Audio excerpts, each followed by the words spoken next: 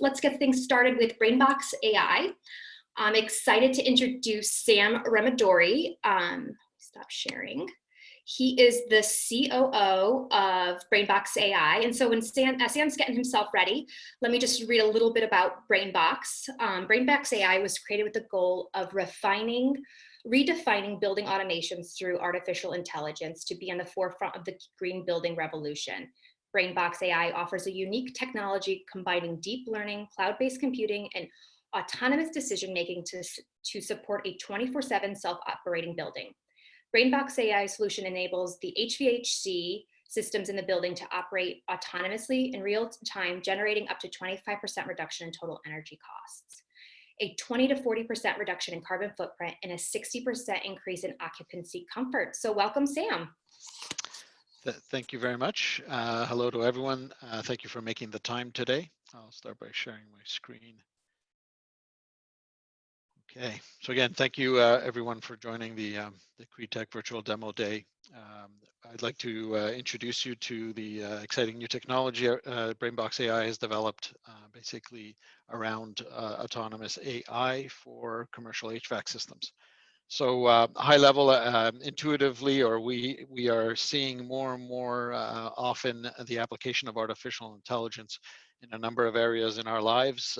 One of the more kind of clear-cut or evident applications is the autonomous car, and we're all see a lot of excitement around the promise of what autonomous vehicles can bring to our world.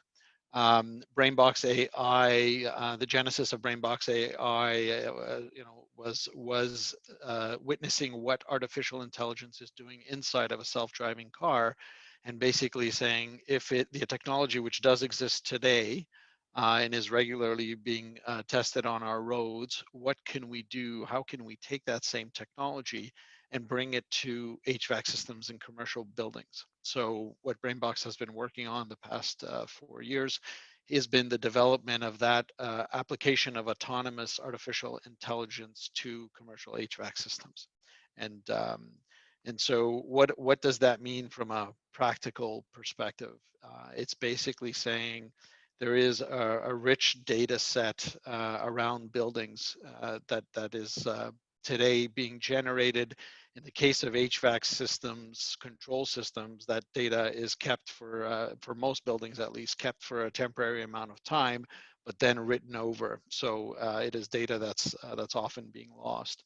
And so the opportunity here is collecting the various rich data sets. In our case, the data being generated by the BMS in the building, very detailed weather information for the specific location of the building. In the case where occupancy is available, we'd be incorporating that data as well, and we are moving into other new data sets as well, such as pollution levels for where the building is located. And so it is taking that data and basically using it to use the full power of autonomous AI. And again, we go back to the concept of the autonomous vehicle, because it is one of the more evident uses of what the autonomous AI is doing. And basically, the core capabilities of autonomous AI is the ability to predict the future with a very high level of accuracy, and then the ability to act autonomously and without there being human intervention in that loop. So take the example of that self-driving car. It is given an objective: I need to get to work. It starts driving, and every second it's moving along. It's identifying objects that are around it. So be it a parked car, a moving car, a bicycle, a child with a soccer ball, and having to identify those objects. And in the case of a self-driving car, very, very quickly having to make a prediction on the trajectory of those other objects, and then deciding whether any of those cause an issue. So a bicycle crossing its path, for instance, and very quickly having to decide how to act. In some cases, the bicycle is just going along the sidewalk and will not interfere with the car. In other cases, the bicycle is crossing the road.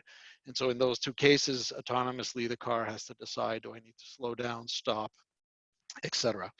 So with that capability, our inventor decided years ago when he sat in a Google self-driving car and witnessed it in action that the opportunity existed to take that capability and bring it into HVAC systems in a building. And in the case of a building's HVAC system, what is the prediction? Well, it is everything around what is going to happen in each of the dozens or hundreds of zones in a building, not in a matter of seconds, but in a matter of 1, 2, 3, up to 6 hours out into the future. And suddenly, by creating that very accurate prediction down to the zone level, you're suddenly giving the BMS, which today is purely reactive, the ability to know the future of what's coming for each of the zones, and then being able to act, knowing that future, and specifically the unwanted events in that future. So the easy example is a room getting too hot or too cold.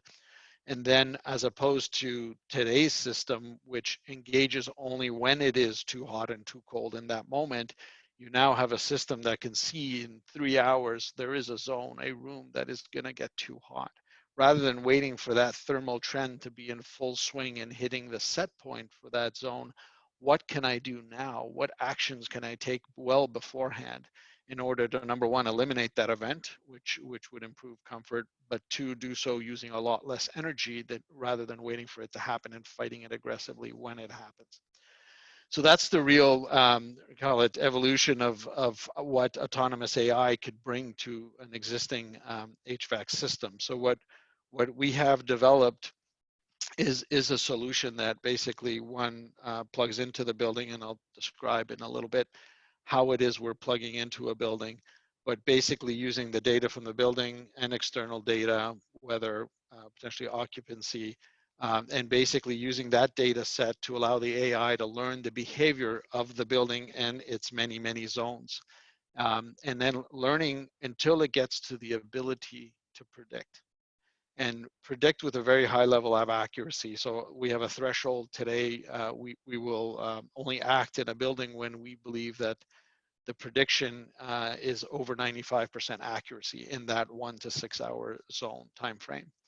And so once the learning creates that prediction is then constantly tested to ensure accuracy.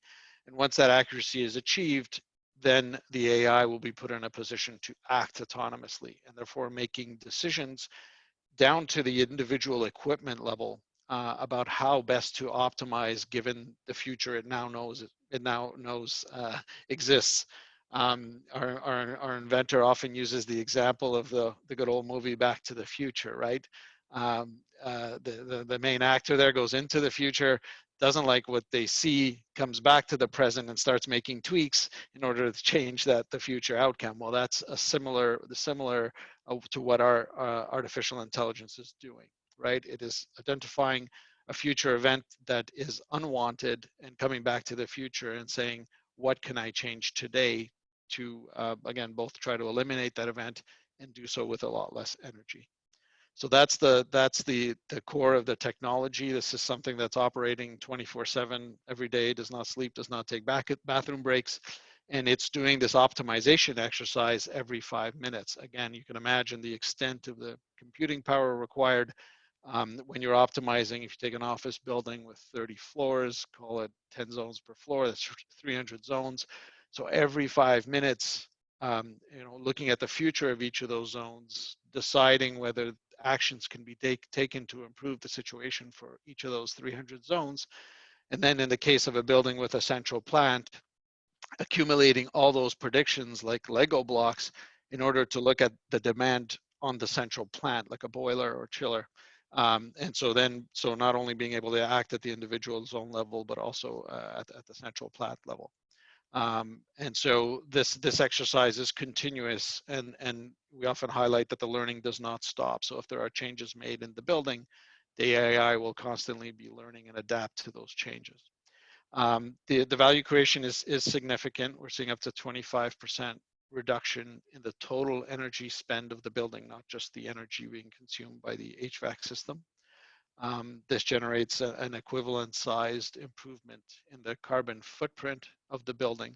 And we often get the question, okay, fine, but are you achieving these results by pushing the limits of comfort. And it's the opposite in that we're able to act in order to remove the swings that are typical in a building where the temperature is going above and below the set points or the deadband zone. And what our AI is doing, given that it sees the future and is able to improve unwanted future events, we're actually increasing materially the amount of time that the temperature in a zone stays within the deadband, and seeing an improvement upwards of 60%.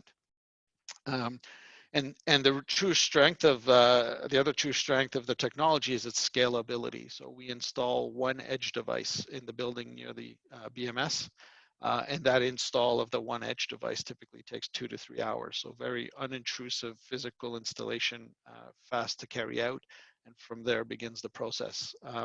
And again, so we do believe this is an important step to achieving net zero, precisely because net zero buildings, precisely because of its scalability and low upfront cost.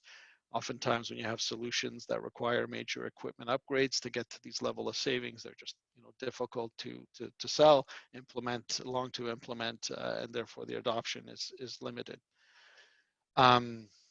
I talked a little bit about the process, but just to highlight it here, step one is the installation of the edge device in the building, a 2 to 3 hour process. Then begins the AI learning period, and that's a period, call it 2 months, where the AI is the edge device is moving the data from the building to the cloud, from the BMS to the cloud. It's marrying that data with very detailed weather information for that building. And by detailed, really, it's not just temperature and humidity, but it's everything from cloud cover, cloud thickness, angle of the sun, wind gusts, wind speed. And so creating that rich data set, and where available, for instance, occupancy, that's often available in a retail setting, we'll incorporate that as well and create that rich data set. And from there, the AI is self-learning how all the zones of that building behave to create that accurate prediction. And from after that period, once it has that capability to predict with a high level of accuracy, we move into the autonomous optimization, where the AI is literally making decisions every 5 minutes about the settings of individual equipment, right? So not just the main temperature settings, but going right down to that air handling unit, VAV box, chiller, boiler, and basically overriding the existing control sequence points to a more optimal setting based on the future that it now knows 1 to 6 hours out, and doing that every 5 minutes. And again, highlight the fact that when there is a change in the building, give the example, let's say you change the windows for more performing windows in a building, that'll change the thermal behavior of all the zones. Well, after that change, the AI will realize that its accuracy is no longer what it was before the change, and start a relearning process to get back to that accurate prediction for each of the zones of the building. So that continuous learning, and that's just one example. It could be the layout of a floor that would cause the change as well. So that learning never stops, and so that's a strong feature of the technology. For the more technically inclined, we do want to provide an example or the core of how it is that the improvements are being made relative to today's existing control sequence. So we try to graphically here describe, so you have a room that's at a comfortable room temperature on the left of this bar. Over time, as it gets to middle of the day, full sun, the room is heating up.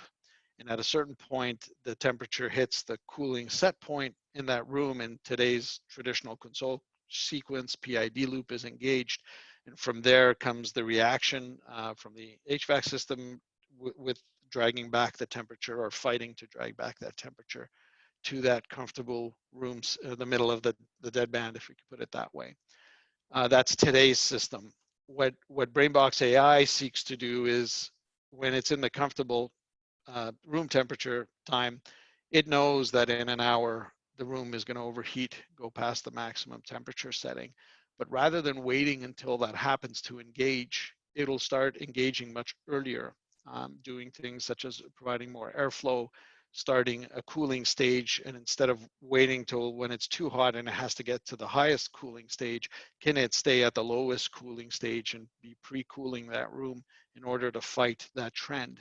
And in doing so, so we call it going from a purely reactive mode of today's HVAC system to a preemptive mode. And in doing so, here graphically showing that the saving of energy, of reacting when it's too late or when it's already happened versus being able to react ahead of time when you know something's going to happen. We kind of equate it back to driving a car. You know, every day intuitively we drive a car and we are seeing what's coming, you know, several hundred feet ahead of us. And without even paying attention, kind of, we are reacting ahead of time. So if you're going down a highway at 50 miles an hour, um, you see a curve coming. Intuitively, you already, you know, 300-400 feet out, start removing, taking your foot off the gas, starting to coast. And then when you get close to the curve, just lightly tapping on the brakes, you know, and halfway through the curve, start accelerating again. That's because you see the curve coming. What if I took your car and painted, you know, 90% of your windshield, leaving you just the strip at the bottom to see through, and you could only see 10 feet in front of your car? Well, you're going to go into that curve at 50 miles an hour. And once you see it, you'll have no choice but to slam on the brakes.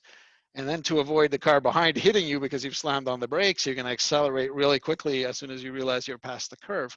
Right? That's today's system. It is constantly reacting, causing a lot of cycling in the equipment because it has no visibility of the future. And so that's what we seek to give it with the autonomous AI. The other advantages of our technology, we do have 24/7 monitoring. This is purely monitoring. The system is autonomously controlling the building, but there's always a set of eyes to ensure everything is going well. And because it is autonomous real-time decision making, we are not making permanent changes to a control sequence. It is something that can be disengaged, and that's an important feature. It's there for a safety feature at its core, but at the same time, it does provide the ability for the customer to disengage and remove our technology rather quickly. It does allow you to disengage when required for maintenance upgrades, etc. So that is the novel approach to using autonomous AI gives that possibility. Our system is control system agnostic, so we plug into the major BMS protocols.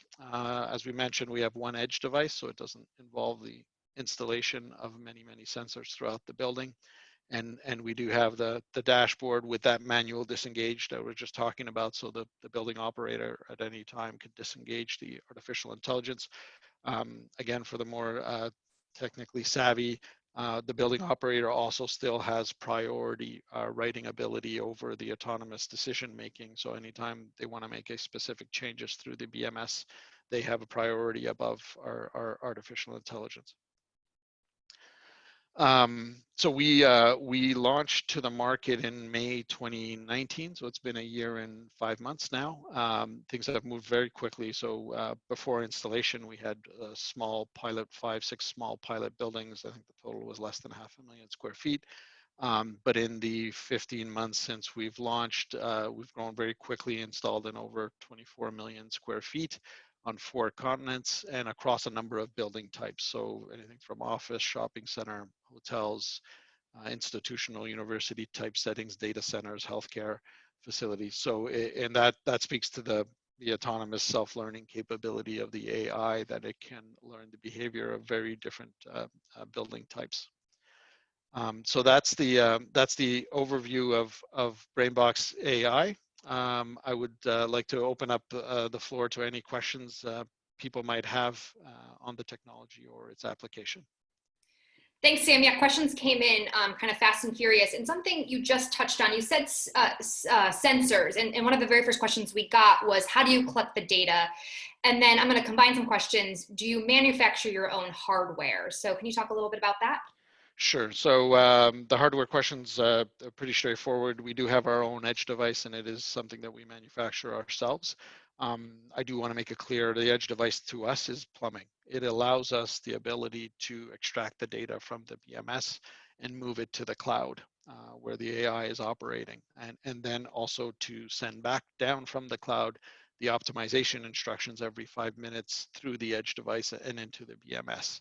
So that's our one edge device. The second question is the building in terms of sensors. The building is full of sensors. Your HVAC control system, your BMS, has many thousands of data points already in them. Some of them control points, some of them sensor points, and so that your system is constantly generating. I mean, we're plugging into buildings. A 30-story office tower could easily have 15,000, 20,000 data points, and those data points we are collecting every 5 minutes and moving them to the cloud. So one of the questions was, how do you measure the increase in comfort? So how do you, and then he reworded the question, he or she reworded it. How do you validate BMS data to ensure your reactions are indicative of reality? Yeah, so there might be two questions there. Certainly we have in our system the confirmation, so we will identify points that are not properly being read. So if you have a malfunctioning thermostat or a CO2 sensor, we'll see that because it'll be so out of range from what it should be. And then we are sending back instructions and have testing mechanisms to ensure that those instructions at the individual component level are being executed on. And if they're not, that's another indication of a potential issue that we flag. So I'm not sure if that fully answered the question. Oh yeah, there was the idea of the comfort measurement. It really is, our fastest and we believe very accurate measurement of comfort is today you have a dead band, max and min temperature. Today you're swinging in and out of that dead band because the HVAC system is reacting only when you cross the set points. With our system, we're seeking to increase the amount of time that the temperature stays within that dead band. So we are, as we highlighted, seeing 60% improvement of the amount of time. So if you spent, 100 minutes in a day within the dead band, well, once we plug in our AI, we can measure that it has reached 160 minutes within the dead band. And so therefore it spends less time in the zone that is too hot or too cold for the occupant. So we just had two questions that came in. They are about the same question. I'm going to take Mohammed's spin on it. Do you advise to install additional sensors for completing the analysis, or just plug into this system, existing BMS using whatever already exists? Yeah, we really plug into what is existing. As we're going through the learning period, collecting data, very often we are identifying either sensors or actuators that are not working, and that is something we'll advise the building operator, a list of not working points, etc. We leave it up to the building to decide whether they want to fix the issue. Always better that you fix it, but a decision up to the building owner. But we do find, I mean, unless there is a disastrous level of non-functioning points, we do find we're able to operate as long as the majority of the points are working. So one question came in about COVID, and so how are you guys helping building owners kind of with the new reality of COVID? Sure. I mean, here is interesting application of the AI, right? The AI is learning how the building operates, building its predictive capability. And then after that, we give it the goal on our core product that we launched with to say, okay, AI, find the best settings to optimize for comfort and to optimize for energy consumption and managing peaks. That's your goal. Okay, so the AI takes those goals like a AI applied to a chess game or AlphaGo, right? It's a game. It has an end goal and it will do everything it can to win that game and optimize its performance, right? Well, that's the core of the technology. Well, rather than giving it those two goals of comfort and energy savings, the CDC and ASHRAE have put out new settings that assist in reducing the amount of time that pathogens are present and alive in the air. Those intuitively, as everyone could understand, increased air changes per hour, increasing the percentage of fresh air being taken into the building, keeping temperature within set temperature and humidity within specific settings. Well, that to us, we've created a setting, we call it an airborne virus mitigation setting, that we can take our core AI, which before was optimizing for energy, and then say, well, put that aside a second. We want you to optimize for these settings in order to make the building safer. And you know, when you have an autonomous system like this, the permutations are endless. So of course today's buildings are 80% empty. They're going to start filling up, not in one shot, piecemeal, several floors at a time. Not only can we say, here are your COVID settings, we can also just floor by floor saying, look, here are the open floors, here are the closed floors. So all, in addition to achieving those COVID settings, related settings, it'll then still optimize for energy, because for all the floors you're not operating, it'll be able to, in an efficient manner, bring down the requirements of the HVAC system, and again, calculating them all the way down to the requirements at the central plant level. And again, doing so, if you had to have the operator or an outside service provider come in every time you're adding floors, the person would always be optimizing because of the crazy changes that we never would have expected in a building. When you have autonomous AI, putting in new settings is a very quick process that can be deployed across many, many buildings, right? We have time for just one more question, and it's do you provide any financial information to the client, such as an estimate of how much money they save by installing your platform or by fixing equipment issues you guys identify? No, absolutely. I mean, at the core of our offering is basically have a client talk to us about a building. We look at the setup, the size, the current energy spend, and as part of our proposal to the client, we'll provide an energy savings estimate as well as our fee proposal as well. And our solution is it's obviously easier to adapt because we don't even have payback periods. The customer goes into a positive cash flow status right off the bat because there is no meaningful upfront investment to install our technology. We don't even have, like, our ROIs are in the hundreds of percentiles because there's no upfront real cost to install. That's really all our time we have for BrainBox. Sam, if people, we had a couple of questions we didn't get to. If people had, wanted to get those questions answered or wanted to find more about BrainBox, where should they reach you? Great. I have to spell out my email. I apologize for that. You know what? You can chat it to everybody, or everyone can email me at Bethany@CREtech, and I'll make sure we get you in touch with the right people. So thank you so much, Sam. We really appreciate this. I see we've got Kevin from Real Massive on the line. So we'll say goodbye to Sam and let Kevin start screen sharing. So thanks, Sam. Have a good one. Thank you.